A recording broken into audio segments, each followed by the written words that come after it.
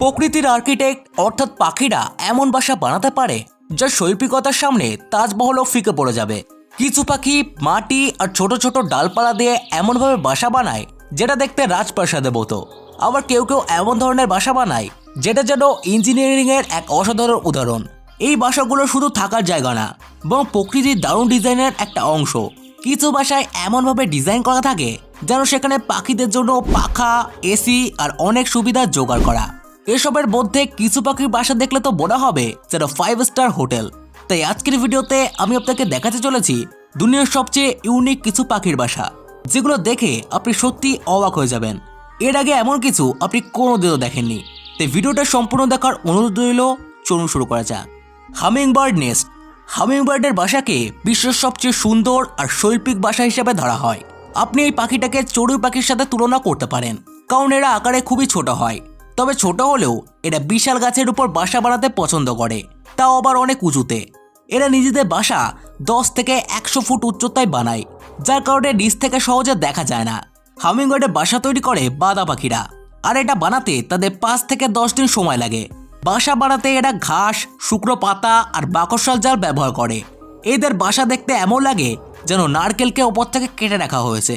তবে বাকরশাল জালের কারণে এদের বাসা সহজে বড় হতে পারে। বাসা বড় হওয়ার পেছনে একটা বড় কারণ আছে। যখন ছানাগুলো বড় হতে শুরু করবে, তখন তাদের জন্য বাসাটাও ধীরে ধীরে বড় হতে পারবে। হামিংবার্ড শুধু বাসা সাজানোর দিকেই মনোযোগ দেয় না, বরং বাসার নিরাপত্তার দিকেও খুবই গুরুত্ব দেয়। এরা নিজেদের বাসার উপরে গাছের পাতার একটা স্তর বানিয়ে রাখে, যাতে কোনো শিকারি পাখি সহজে ছানাদের দেখতে না পায় বা আক্রমণ না করতে পারে। ম্যালিফাউল বার্ড নেস্ট। ম্যালিফাউল অস্ট্রেলিয়ার একটা অসাধারণ পাখি, যেটা তার আশ্চর্য বাসা বানানোর ধরন আর পরিবেশের সঙ্গে মানিয়ে চলার ক্ষমতার জন্য পরিচিত। এই পাখি তার ডিম মাটির নিচে একটা বিশেষ কাঠামোর মধ্যে রাখে। ম্যালিফাউলের বাসা প্রকৃতির এক দারুণ উদাহরণ, যেখানে দেখা যায় কিভাবে প্রকৃতি নিজেই ইঞ্জিনিয়ারিং আর তাপমাত্রা নিয়ন্ত্রণের কাজ করে। ম্যালিফাউল তার বাসা মাটির উপর একটা বড় ঢিবির মতো বানায়। এই ঢিবি মাটি, বালি, শুকনো পাতা আর অন্যান্য জৈব পদার্থ দিয়ে তৈরি হয়। এর আকার প্রায় 4.5 মিটার চওড়া আর 1 মিটার উঁচু হয়। ওজন 300 থেকে 400 কেজি পর্যন্ত হতে পারে। এই পাখিরা ডিবের জন্য ঠিক তাপমাত্রা রাখতে খুবই পারদর্শী। পুরুষ পাখিরা প্রতিদিন ঢিবির ভেতরে তাপমাত্রা মাপে আর সেটাকে 30 থেকে 35 ডিগ্রি সেলসিয়াসের মধ্যে রাখার চেষ্টা করে। যদি তাপমাত্রা বেশি হয়, তাহলে সে ঢিবির কিছু অংশ খুঁড়ে ঠান্ডা করে, আর যদি ঠান্ডা হয় তখন আবার নতুন শুকনো জৈব পদার্থ যোগ করে ঢিবিটা গরম রাখে। মেয়ে পাখিরা শুধু ডিম পাড়ে, আর বাকি সব কাজ থেকে পুরুষ পাখিদের ওপরে। সাধারণত এক একটা বাসায় 15 থেকে 30টা ডিম পাড়া হয়। যখন ডিম ফুটে বাচ্চা বের হয়, তখন তারা নিজে মাটি ঠেলে বাইরে আসে। জন্মের পরেই তারা হাঁটতে, দৌড়াতে আর নিজের খাবার খুঁজে নিতে পারে, কারণ মা বাবা কেউ ওদের দেখাশোনা করে না। ম্যালিফাউলকে অনেক সময় ইকোলজিক্যাল ইঞ্জিনিয়ার পাখিও বলা হয়, আর তার বানানো বাসাকে বলা হয় এক প্রাকৃতিক ইনকিউবেটর, কারণ এটা ডিমের জন্য ঠিক তাপমাত্রা ধরে রাখতে পারে। The Montezuma oropendola nest. এই পাখিটি মধ্য আফ্রিকার এক সুন্দর ও অনন্য পাখি, যারা মূলত কোস্টারিকা, পানামা ও দক্ষিণ মেক্সিকোতে থাকে। এই পাখির বিশেষত্ব শুধু তার উজ্জ্বল পালক আর জোরালো ডাকে নয়, বরং তার বাসা বানানোর চমৎকার কৌশলেও। এই পাখিরা লম্বা ও ঝুলন্ত বাসা তৈরি করে, যা গাছের রেশমি তন্তু, লতা ও ঘাস দিয়ে বানানো হয়। এই বাসাগুলো গাছের ডালে ঝুলে থাকে এবং এর দৈর্ঘ্য 6 ফুট পর্যন্ত হতে পারে। মন্টেজুমা ওরোপেন্ডুলা একটি সামাজিক পাখি। তারা দলবদ্ধভাবে বাস করতে ভালোবাসে। একটি গাছে 20 থেকে 100টি বাসা থাকতে পারে, যা দেখতে একদম অসাধারণ লাগে। এই পাখিরা শিকারী প্রাণী যেমন সাপ ও বানরদের থেকে নিজেদের বাসা রক্ষা করে।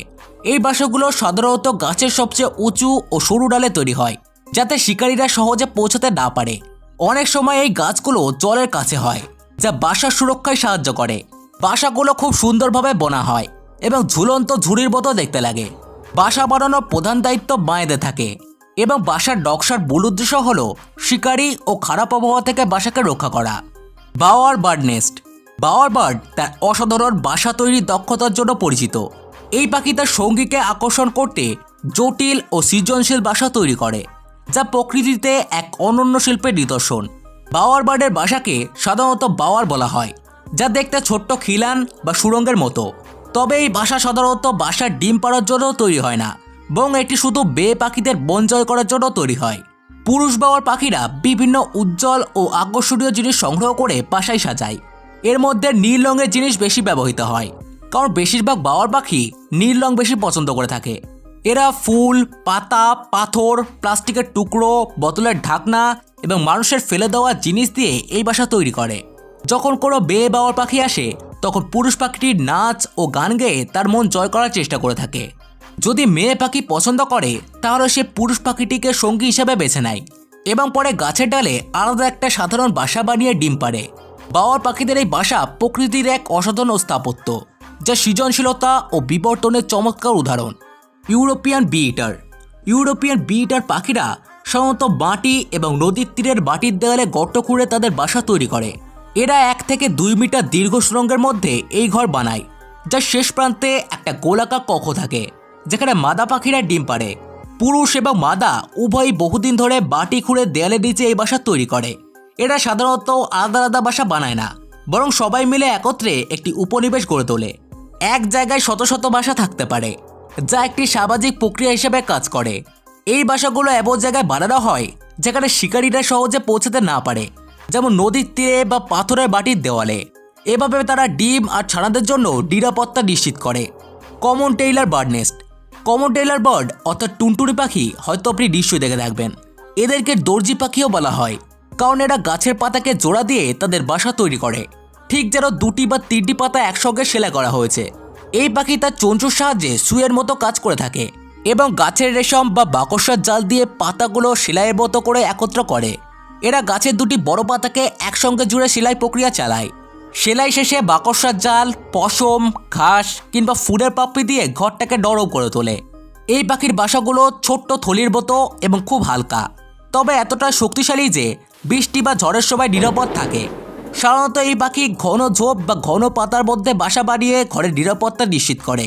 ডিম পাড়ার ঠিক আগে পুরুষ ও স্ত্রী পাখি একসঙ্গে মিলে তাদের এই সুন্দর নিট তৈরি করে। Bald eagle nest. আমেরিকার এই রাষ্ট্রীয় পাখি বাল্ড ইগল তাদের বাসা বিশেষভাবে তৈরি করে এবং এই বাসাগুলো অনেক বড় হয়। এগুলো সাধারণত 3 থেকে 5 ফুট চওড়া এবং 2 থেকে 4 ফুট গভীর হয়। সবচেয়ে বড় বাল্ড ইগল বাসাটিকে ফ্লোরিডায় পাওয়া গেছে, যার আকার ছিল 95 ফুট চওড়া এবং 20 ফুট গভীর। ওজন প্রায় 2 টনের মতো ছিল। বাসার মজবুত করতে তারা বড় বড় গাছের শাখা ও ডাল ব্যবহার করে, আর ভিতর নরম করতে ঘাস, মশ, পাতা এবং নানা রকম জিনিস ব্যবহার করে। বাল্ড ইগল সাধারণত উঁচু গাছে বাসা বানায়, যাতে তারা সহজে শিকার করতে পারে এবং নিজেদের এলাকা নজরদারি করতে পারে। যদি গাছ না থাকে তাহলে তারা পাথর বা বারুসের তৈরি কাঠামোতেও বাসা বানায়। বাল্ড ইগল তাদের বাসাকে অনেক বছর ধরে ব্যবহার করে এবং প্রতি বছর নতুন উপকরণ যোগ করে বাসাটি বড় ও ভারী করে তোলে। এই পাখিদের জীবন রোমান্টিক। তারা সঙ্গী নির্বাচন করে এবং পুরুষ ও মাদা একসঙ্গে বাসা তৈরি ও রক্ষণাবেক্ষণ করে। সোশিয়েবল উইভার বার্ড। এরা দক্ষিণ আফ্রিকার পাখি এবং তাদের বাসা খুবই আকর্ষণীয় ও বিশাল আকারের। সোশিয়েবল উইভারের বাসাকে পৃথিবীর সবচেয়ে বড় পাখির বাসা বলা হয়। এই পাখিরা একসাথে দলবদ্ধ হয়ে বড় একটি বাসা তৈরি করে, যা এক বা একাধিক গাছ বা বিদ্যুতের খুঁটির উপর থাকে। এর ওজন প্রায় 1 টন পর্যন্ত হতে পারে। এই বাসায় 100 থেকে 500 পাখি একসাথে থাকতে পারে। বাসার অনেক ছোট ছোট ঘর থাকে, যা বিভিন্ন কাজে লাগে, যেমন প্রজনন, বিশ্রাম আর শোবার জন্য। বাসার বাইরের স্তর শাখা ও ঘাস দিয়ে তৈরি, যা শিকারীদের থেকে পাখিদেরকে রক্ষা করে।